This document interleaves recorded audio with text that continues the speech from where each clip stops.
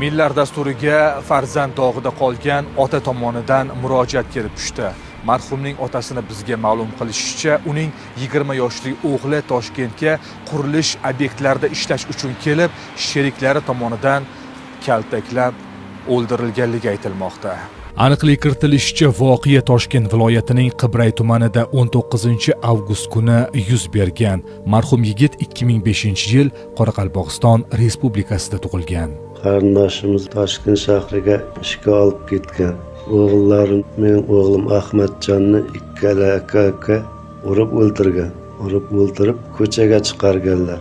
Vahshiylarcha urib o'ldirgan. Kelsak, morgda ekan, o'g'lim Ahmadjon ko'rib qo'rqib ketdik. Kuzatuv kamerasiga tushib qolgan tasvirlarga e'tibor bering. Ikki fuqaro vafot etgan yigitni ko'tarib tashqariga olib chiqib ketishgan. Urib o'ldirib ko'chaga chiqarib tashlaganda, ko'chaga chiqarayotgan syomkasini sizga jo'natib qo'yganman. Alam qiladigani shu, o'ldirdim, qo'lingdan kelganini qil deyapti-da. Bittasi bo'yniga olib hozir qamoqda, bittasi ochiqda. Ikki kishi urgani aniq. O'g'limiz Ahmadjonning qotillari o'z jazosini olishi kerak, jinoyatchilar. Qonunan jazosini olishini so'rab qolamiz tegishli organlardan. Rasmiylarning Millarga xabar qilishicha, ayni vaqtda holat yuzasidan Qibray tumani ichki ishlar bo'limi tomonidan Jinoyat kodeksining 104-moddasi 3-qismi bilan jinoyat ishi qo'zg'atilgan. Bir kishi ehtiyot chorasi sifatida qamoqqa olingan.